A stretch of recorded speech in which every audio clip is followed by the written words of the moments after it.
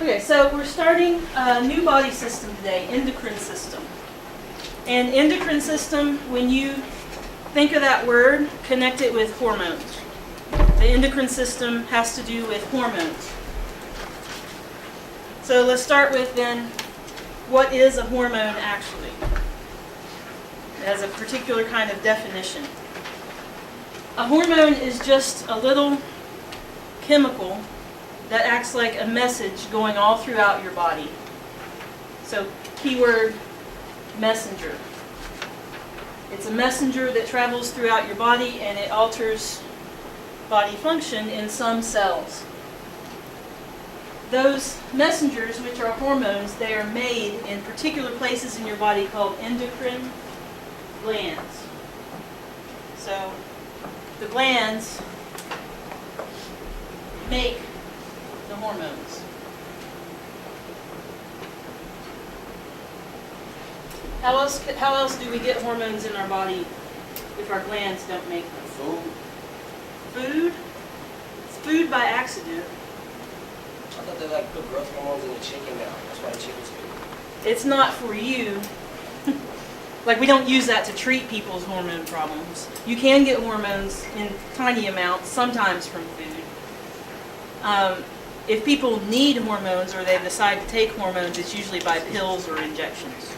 But hopefully your body is making the right hormones that you need at the right time. Hormones are little chemicals, and it doesn't take much of them. It doesn't take much of them to have a large change produced in the body. So small but mighty chemicals that can cause pretty drastic body changes. That's what hormones are. Everybody got the blue? 1 second. Yeah, so remember, I leave time for blue words. Black words you can fill in later. So what we're going to do next is talk about, okay, so we've got a signal and it causes body changes. That's kind of like the nervous system too. But the nervous system and the endocrine system have a lot of differences between each other. So that's what I'm going to talk about next. So this picture is sort of comparing how nervous system and endocrine system act. And we've got nervous system up here, so if you want to write that on the slide, this is nervous system is A, endocrine system is here. Nervous system, the key player there is a neuron. So you have neurons sending signals, and the signal is either electricity, if it's within the neuron, or if we're going between neuron, and next thing we have neurotransmitter.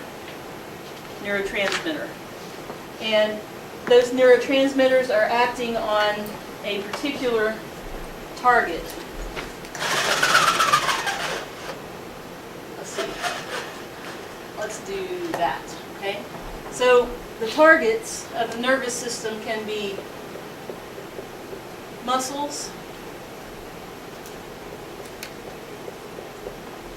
glands, or other neurons. So that's what the nervous system is going to activate. Either it's going to be a muscle, or a gland, or another neuron. The endocrine system, this would be the gland. So we've got a gland, and the gland is making hormones, which they show with the colorful dots. And a key part of endocrine is the hormones get into the bloodstream. They use the bloodstream to travel. And make a note, the bloodstream is not just, in a certain part, it's your whole entire bloodstream. Everywhere that blood goes. All over the body. So, if I want to check my cortisol level, or if I wanted to check my thyroid hormone level, I can take blood and I can check it, because if I have a hormone, it's in my blood, and it's in all of my blood. So that's, you generally blood test for hormones. They go through the bloodstream all over the body, And then, because the blood basically reaches every cell, so does the hormones. Notice here, if you can see the color, the dots are green, and then we've got cells, and some of the cells are green, and some of the cells are yellow. Only some cells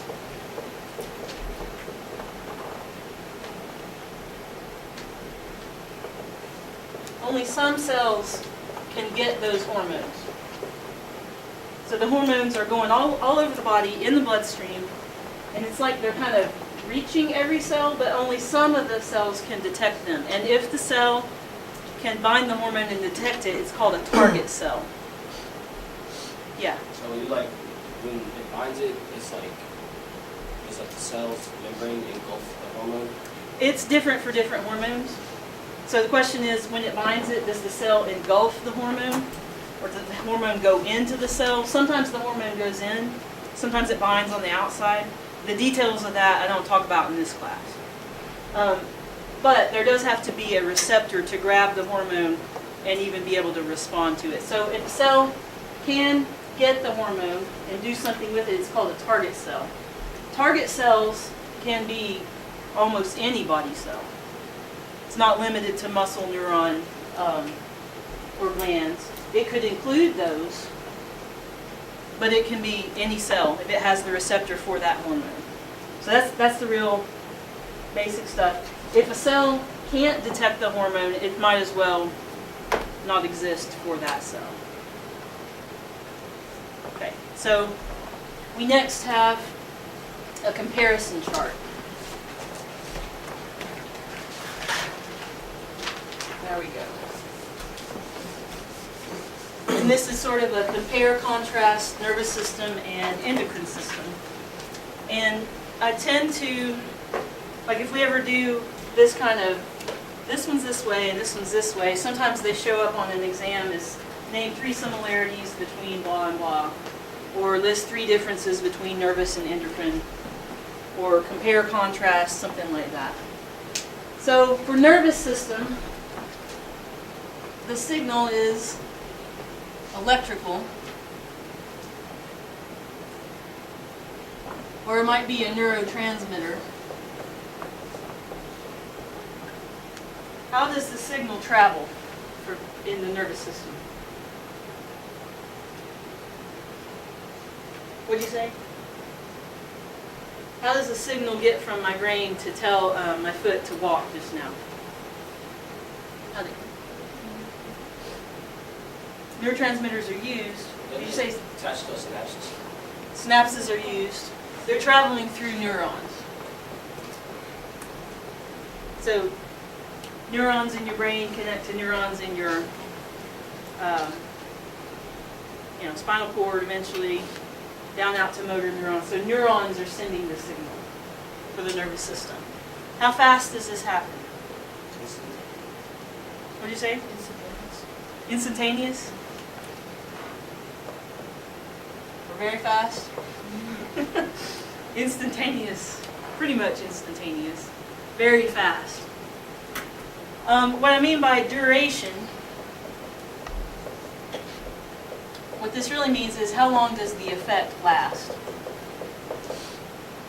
So nervous system, how long does the effect of neuron stimulation last?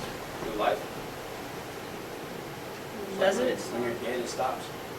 Or when you're brain dead. Oh, let me clarify. Yeah, when you're dead, they stop. A single signal of a single neuron. Let's clarify. When the signal stops. That I love it.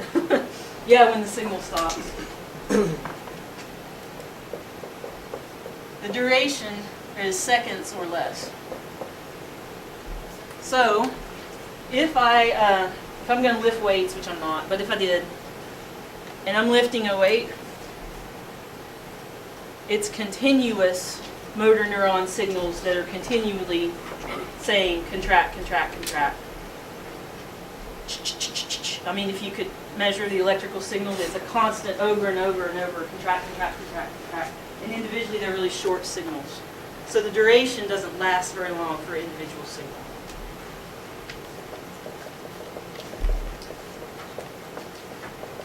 Okay, so now compare with endocrine system. What's the signal in this case? Hormones.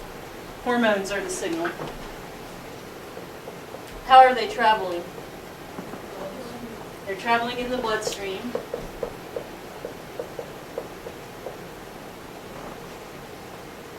Once the signal reaches the target, the speed is slow compared to nervous system. So we don't use hormones to provide daily motion. Oh. Imagine how that would be. I'd be like a sloth, but way worse. I think I'm going to move. Let me wait for some hormones to come out of my glands.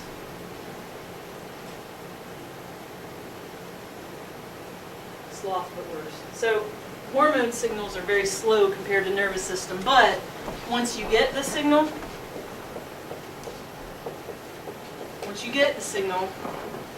it's going to last from, the effects of what happened are going to last from hours to possibly years. So for the years, that's like if I had growth hormone, back when I was 11, that made my bones grow bigger, well, they are still bigger. That effect has lasted years. So slowish signal, but the effects are very long term. They're going through the bloodstream. The signal is hormones. I want to go back a picture. Point out something. Okay, right here, see the blue dots? Those are neurotransmitter. The green dots are hormone. How is a neurotransmitter any different than a hormone? This is a hard question. Uh-huh. The hormone originates from the gland, and then the neurotransmitter comes from the neuron. So like That's the difference. So where it came from. Hormone came from a gland. Neurotransmitter came out of a neuron. What else is different about these? Yeah. Neurotransmitters travel to a specific place, whereas the nervous system gets specificity from only certain cells can respond to certain Yeah. hormones. I'm going to summarize what you said for the video a little bit differently.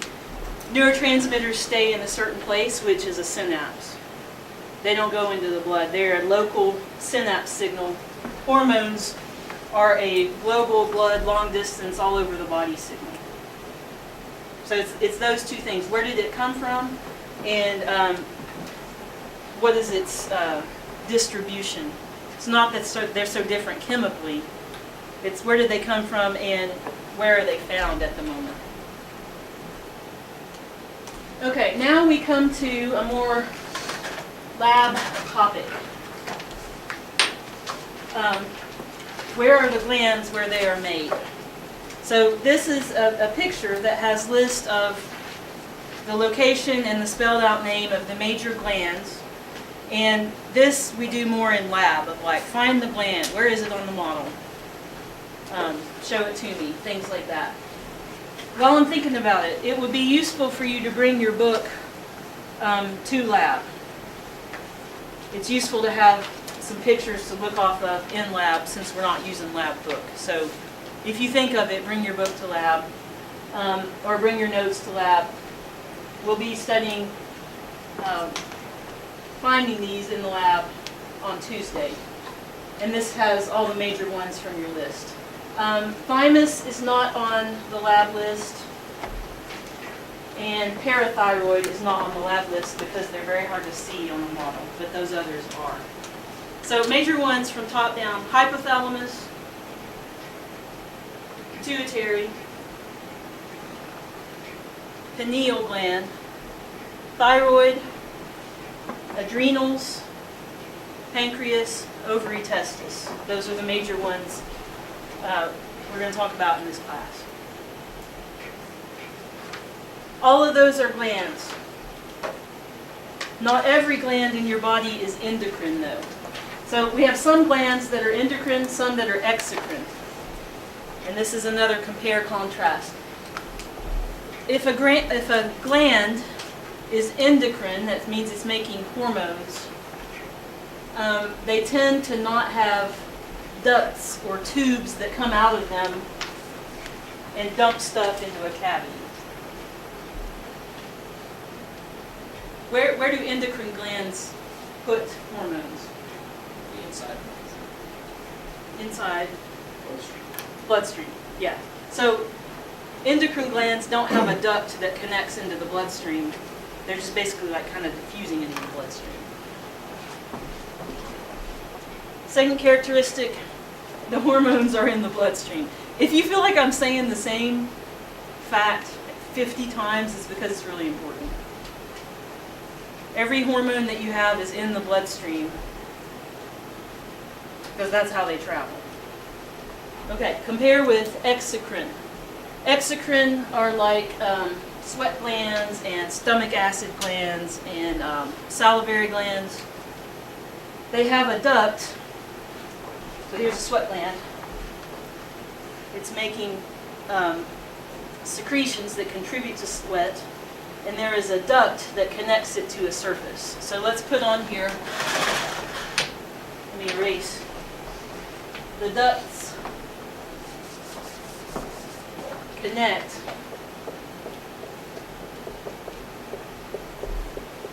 to some kind of surface. So it could be the surface of your skin, or it could be the inside surface of your digestive system. So the secretion of exocrine goes through a duct and it connects to a surface. Oh, well, see. Sometimes I forget that I have that listed. So connect to a body surface, or lumen, which is the interior of an organ. Lumen is a good word for this class.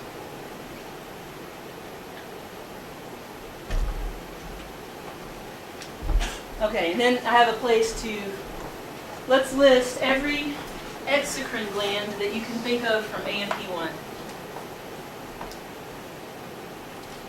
What glands do you know of that make things and dump them into surfaces or lumens? Salivary. Sebaceous, I heard that. Is there a gland like in your eyes? Oh yeah. How'd you know that? Because you wake up with sleep in your eyes? I know what they're called now because apparently mine are messed up. Meibomian glands in the eye, and yeah, it produces the secretion that becomes sleepies. I didn't know anyone else called it that. And you wake up with sleepies in the corner of your eye. What else? Sweat. Working it now. What else? I think those are sebaceous also. That, yeah, sebaceous, the sebum.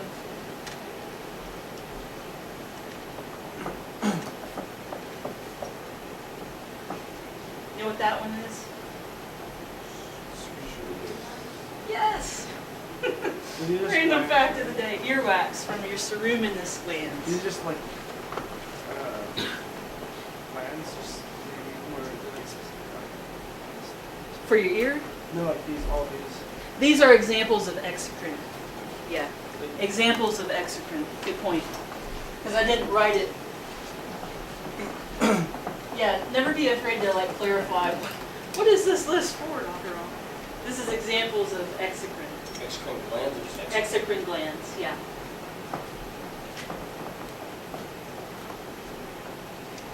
Yeah. So if you're not here today, there's stuff that I'm writing. This is for the camera. There's stuff that I'm writing over there that you can't see, and you need to get that list from a friend in the class. Same as if you miss, the camera gets the screen, but not over there. So beware of that. All right. So hormones are chemicals. They travel through the bloodstream. They're made by endocrine glands, and they fall into different categories. So you've got some words to copy here.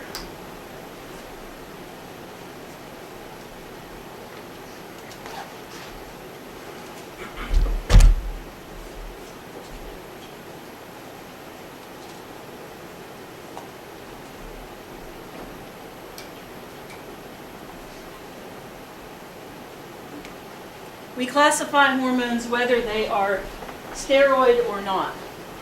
If they're steroid, we use cholesterol to build them. That's one big reason why we actually do need cholesterol in our life, is so that we can build hormones. Those go through plasma membranes like Harry Potter ghosts go through walls. So when those reach target cells, where'd that go? There we go. A steroid hormone, when it gets to its target cell, or any cell, it goes through the membrane and it floats around in the cytoplasm, and its receptor is somewhere inside.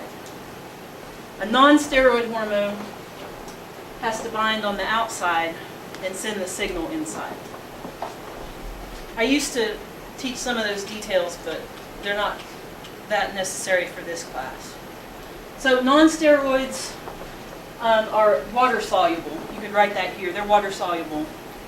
They're not greasy, lipid based like a steroid hormone. You said non-steroids is water soluble? Yeah, generally water soluble. And we're not going to put in the examples for today. But here's some pictures of what hormones chemically can look like. Cortisol generally is a stress hormone. It's built out of cholesterol. It has that structure. This is a version of epinephrine, which can restart your heart or alleviate your allergy symptoms. It looks like that.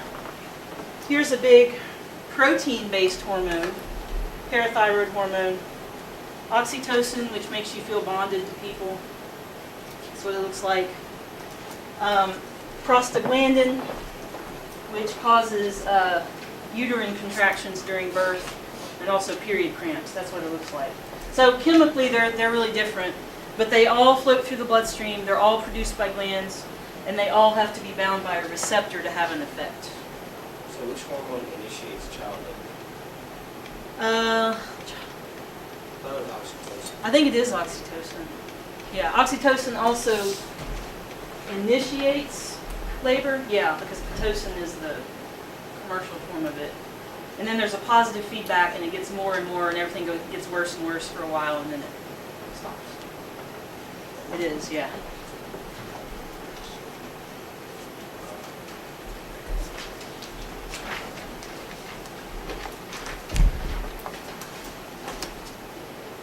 Okay, so that's what they look like. They're chemically different. All of them have to be produced by endocrine cells, which are in endocrine glands. They're going to travel through the bloodstream. They have to bind to a receptor in or on target cells. And make a side note, when they bind to the receptor, it requires a shape fit. Kind of like a key has to have the correct shape to open a lock. Or almost like an enzyme ligand binding. It's got to be the right shape to bind the right receptor. And then depending on what the target organ is, it will change its behavior when that hormone comes to it and is bound. The behaviors are different for different hormones. Like, for example, the behavior of the uterus when oxytocin binds to it is to contract very hard. Like thinking about your sister. Anyway, her sister's going to have a baby at the end of the semester. Contract hard, that's the behavior, because the uterus has receptors to bind oxytocin.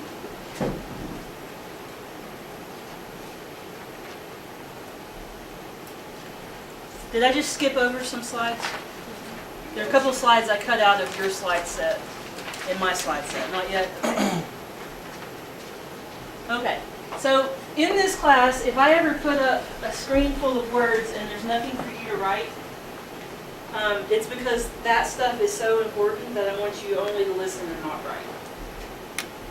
Maybe counterintuitive, but all of this relates to how every hormone works. They go all through the blood. Like, I could have oxytocin come into blood inside my bones. And it's there, and the bones are in the vicinity, but they don't have receptors, so they don't do anything in the presence of oxytocin. So only if a target organ has receptors that have the right shape will the hormone even do anything there. Like oxytocin could be going into my eye. There, it's just passing by. There's nothing to bind there.